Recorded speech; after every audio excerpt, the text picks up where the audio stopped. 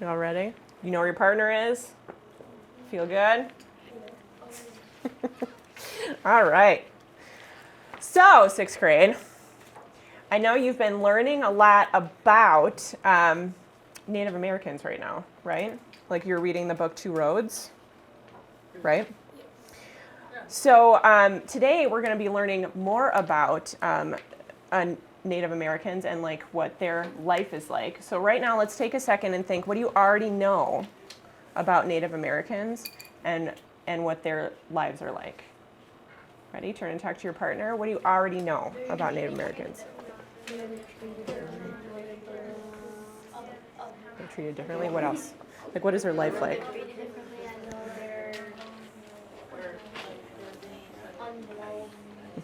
What about their culture? Is there anything they do in their culture that you know of? Native Americans, like the tribes. Remember the tribes that we They have different tribes.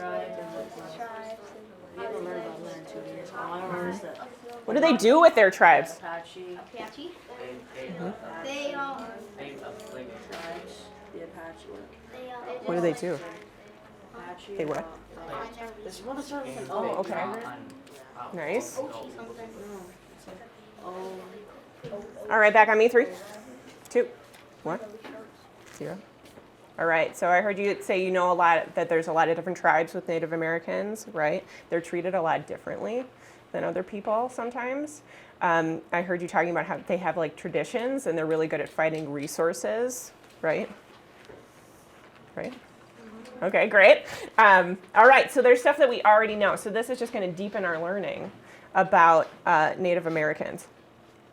So first, we're going to preview what we're going to be learning about today. So my book kind of starts with a little preview of what's up and coming. So we're going to read this and think, what am I learning about?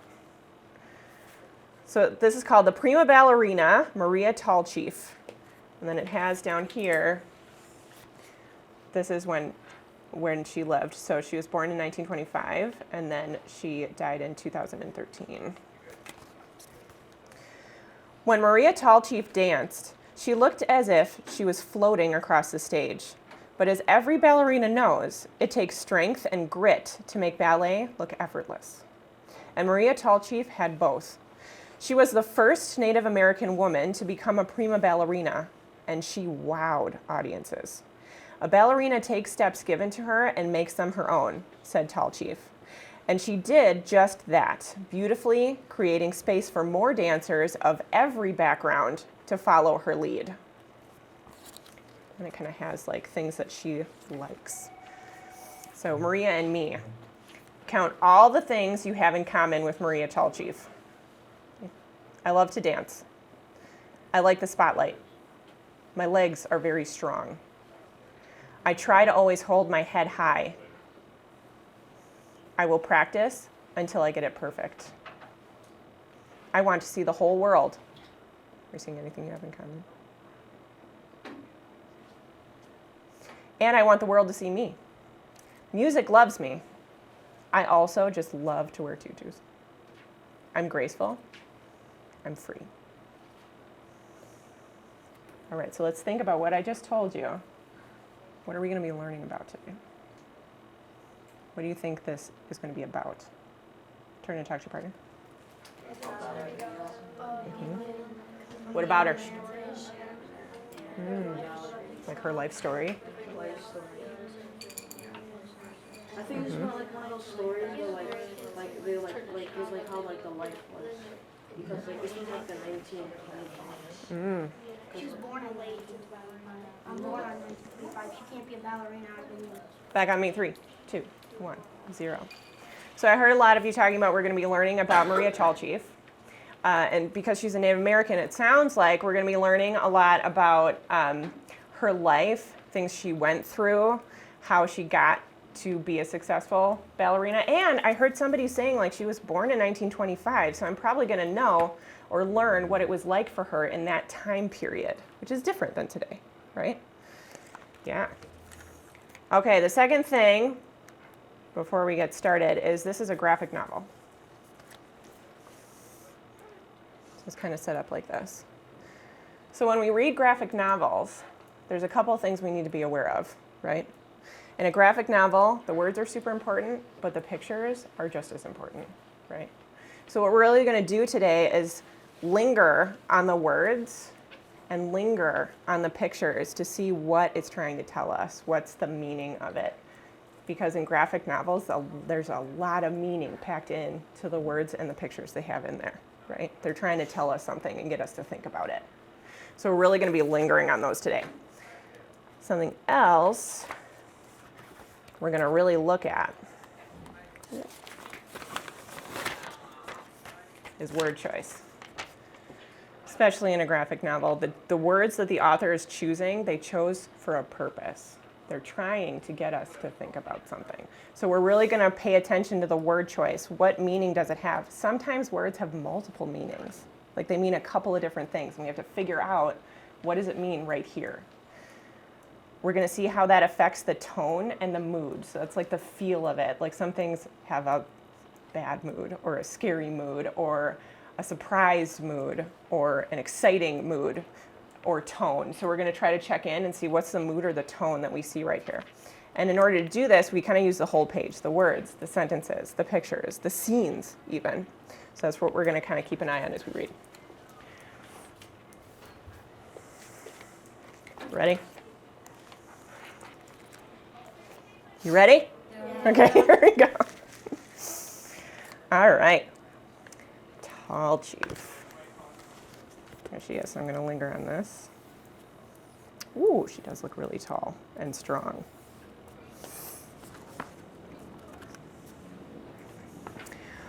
Wax the Thamba, Woman of Two Worlds by Washot Altruv.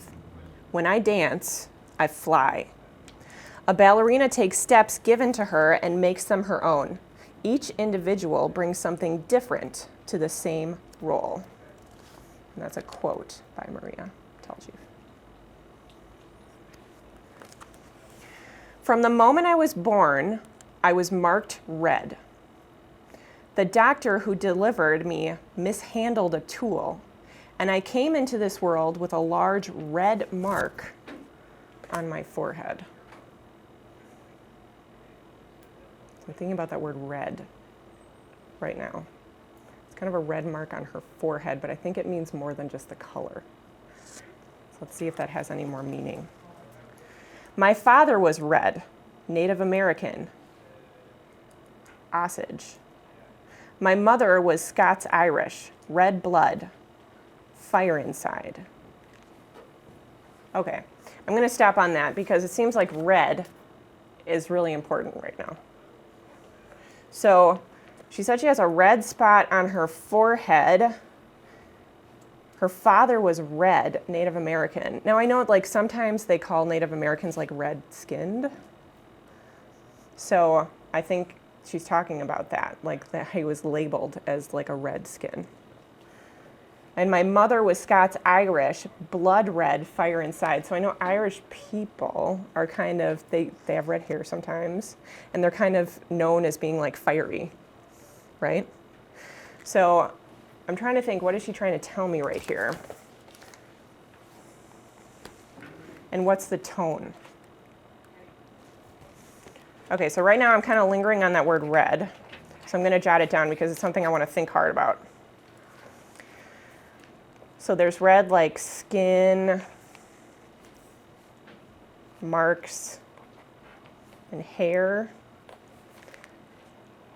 But I think she's really kind of talking about a label, like they're getting labeled with it. And I'm feeling like that label is not a good tone. Do you feel that? Like, does it seem like a good label, or does it seem like it's a label she doesn't want? What are you thinking? Go ahead and tell me. A label she doesn't want. She doesn't want. So the mood is kind of bad or negative. So I kind of just wrote down, like, red seems to be important right now. And I just said it's describing skin, marks, hair as a label. And that the mood is bad or negative for it. See how I did that? So that's something I want to think really deep about. All right, let's keep going. My name was given to me, a combination of my two grandmothers' names, Elizabeth Maria Tall Chief. A name is something you are given as a gift and something you make all your own. My native grandmother, Elizabeth, always wore her hair in a long braid down her back. My Scots-Irish grandmother was named after Marie Antoinette, both regal. And both left impressions on me regarding the state of one's head on their shoulder. I'm gonna stop and think about that. So she's really kind of talking about where she comes from, like her grandmother's name, and that it's regal. I'm seeing a switch in tone. These seem like good things, right? And if I'm really lingering on that picture, she looks like with the angles of her face and the way it's drawn, I'm kind of feeling a mood or tone of strength. You see that? And regalness, keeping your head up. It seems like the author is trying to really get us to see her strength. Let's see if this stays the same or if it changes. When I was a child, I was shy and introverted. Introverted. Well, it says shy and introverted. So you think introverted is like shyness? Like she doesn't like talking to people, or she doesn't like putting herself out there? Maybe? I didn't have enough time to dream. I had the name Tall Chief to grow into. My mother directed me into the world of dance with dreams of Hollywood. I had some big shoes to fill, already worn from the paths our people forcibly walked. And so instead, I danced. In school, kids made fun of my name, making war whoop noises and asking where my feathers were. Back then, I wondered where my feathers were as well. I was still a fledgling. So let's see, all on this page, we're kind of seeing her talk about being shy and introverted, right? And she's like talking about how she has to grow into her name. So right now, what are you thinking? What are they trying to tell us about her being shy and introverted? What does that mean for her? What kind of mood or tone does that set? Turn and talk to your partner. What does that mean? I don't know what she was saying. Use the text to help you. I don't know. Shy and introverted. What is the author trying to tell you about that? What kind of mood or tone is it carrying? So what do you think? Takes personality, which is very. So her personality is shy and introverted. What is that? She's usually by herself a lot. Okay. Right. What are you thinking? What's the word again? Shy or introverted? Keep talking. What parts of the book show you that? I think I feel like because what kids talk to her about. Yeah. She doesn't want to talk about. Yeah. Maybe she's shy. All right, back at me. 3, 2, 1, 0. Oh, see, so in graphic novels, we have to think hard about that because they don't show us everything, right? We have to really think about it. So what I heard you saying is like she's shy and introverted because people are making fun of her, kind of, and she doesn't like that. And she's kind of trying to find herself and who she is. I heard you saying that she's shy and introverted because it seems like she's alone a lot, right? So the mood and tone is kind of that she's not feeling great right now. It's not good, right? All right, so let's see if our mood or tone changes. And we're going to try this one more time. You ready? My mom took me and my sister to powwows when we were children. Ceremony was banned back then, but our people still gathered and sang. I watched the performers interact. Let's really linger on that picture. You see it okay? So that's their powwows. It was as if they could feel rather than see each other. The power of that rhythm stayed with me. That feeling was inside me when I danced. Now let's really think about, She said the power of that rhythm stayed with me. What does she mean? What is the author trying to tell us? What mood or tone is it creating?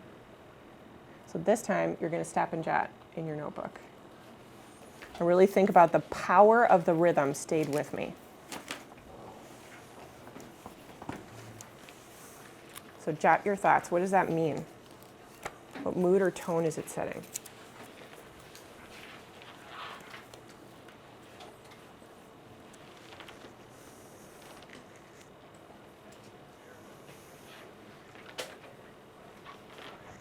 So what are you thinking? What are you feeling? The rhythm, like she can like feel like how they move. Okay. So she can feel it inside her instead of just seeing it. Yeah. Ooh, that's big.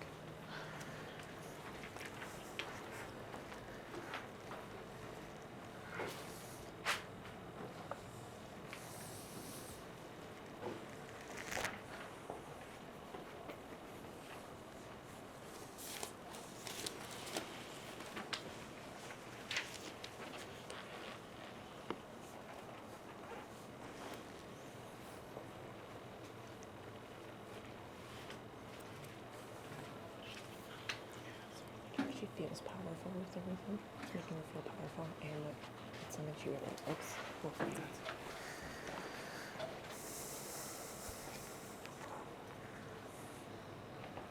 Sorry. Go ahead.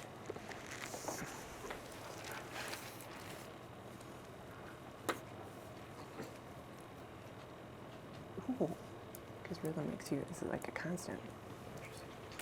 All right, finish up your thought.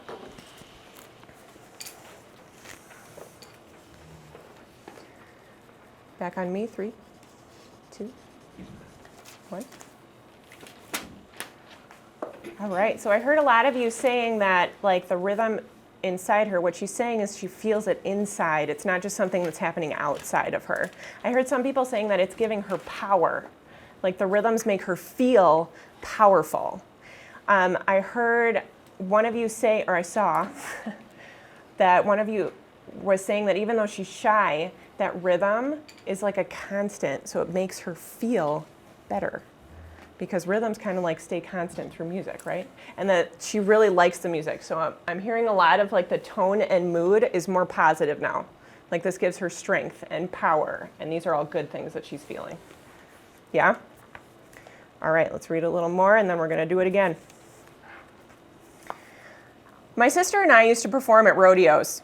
We dressed up and danced as play Indians, even though we knew our women traditionally didn't dance in ceremony. We were stuck in between two worlds. I wore ballet shoes under my moccasins, fringed buckskins, and those feathers the kids had asked me about. But I still hadn't learned to fly. I hadn't found a way to carry all these layers that made up who I was.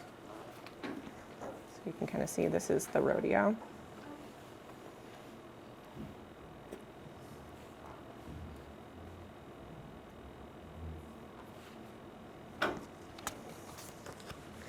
After years of studying ballet, I learned the dancer's soul is in the middle of their body. That is where their strength is. Ooh, the dancer's soul is in the middle of their body. We're going to think hard about this, okay? Just like the braid that ran down my grandmother's back, I found strength in my core through dance. I combined the two worlds of my last name, Tall Chief. I was not one thing or the other, but both. I was a leader in my field, Native and Scots-Irish. It was then when I embraced both worlds and opened my arms that I learned how to fly. I was the first American prima ballerina, the first Native American ballerina. I danced on stages around the world. I became a firebird no one could contain in a cage. I was free. All right, so let's think really hard about this.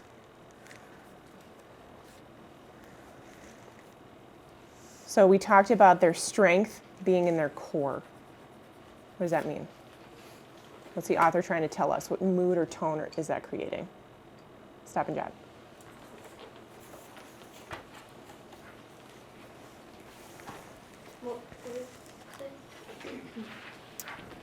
That the dancer's soul is in the middle of their body, in their core. What does that mean?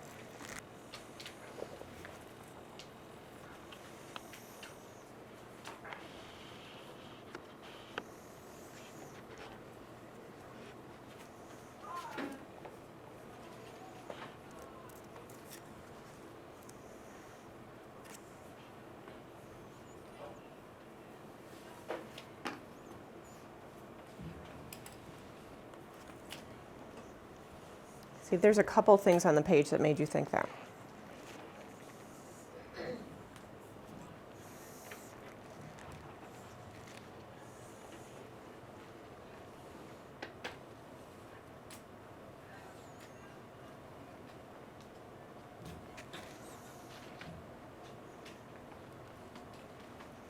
So it's in their body where this is that she feels it.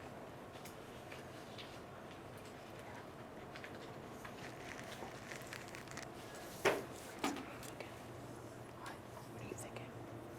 Think about the soul being in her core. What does that mean? Yeah. So it's more than just her muscles doing it. It's like inside of her. Okay, what parts make you think that?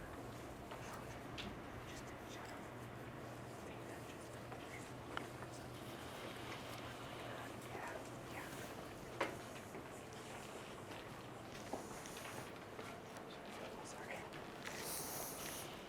Okay, finish up your thought.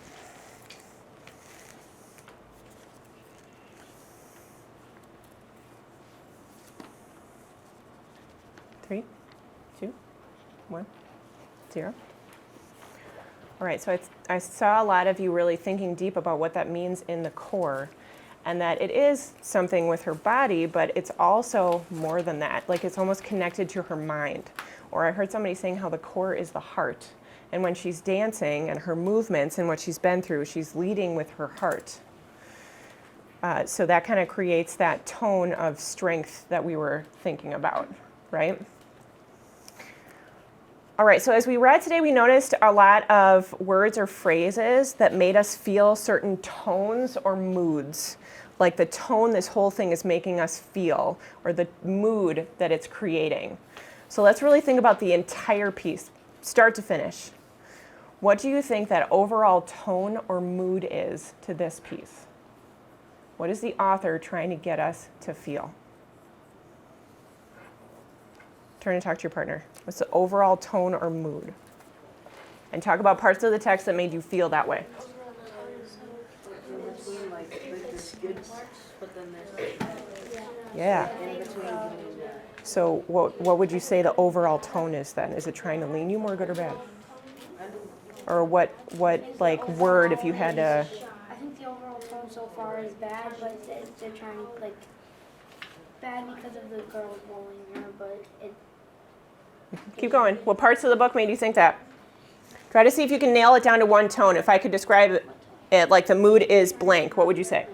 I'll say I think Deep. Ooh, so motivational. So they're trying to get you to do something. Yeah, what do you think? Do you agree with that or do you think it's different? Okay, so what parts made you feel that way? What were you thinking the whole overall mood is? Like it's like she's Happy? like So what are they trying to get you to do socially or feel? Feel like dancing really good. dancing really good. Feel like maybe Like she's enjoying ballet, but like she wasn't enjoying Strong? being bullied. Yeah, what parts made you feel like they were trying to get us to feel strong? Like you feel bad. tough.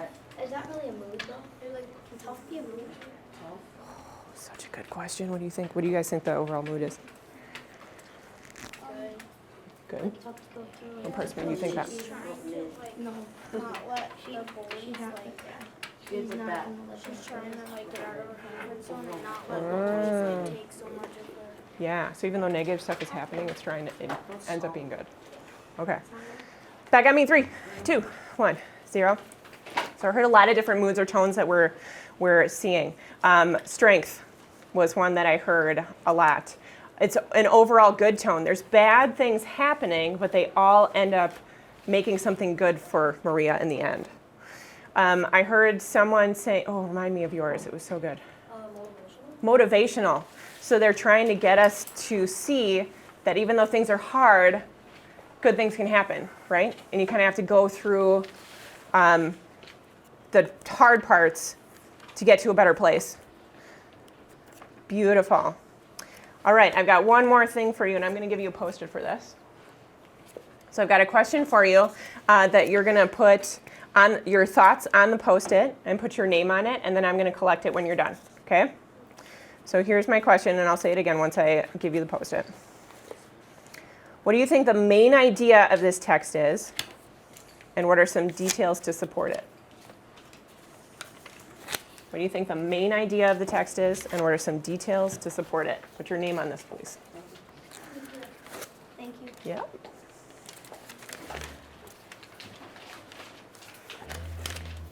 Yeah.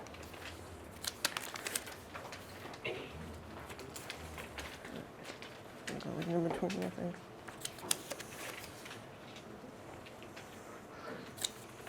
Thank you. Yep.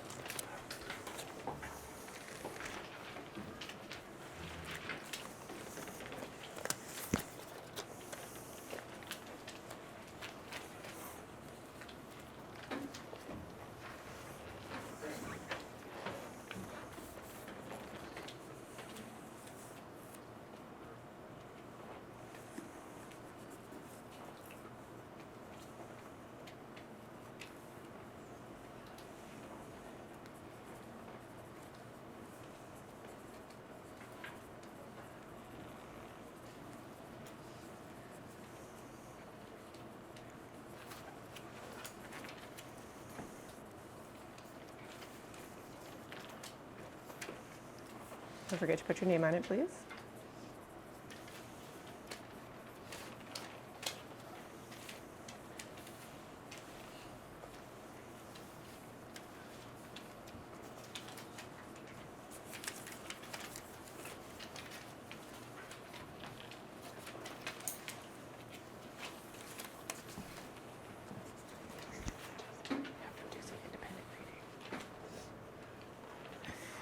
So when you're ready, you can give me your Post-it, and then you can go do some independent reading.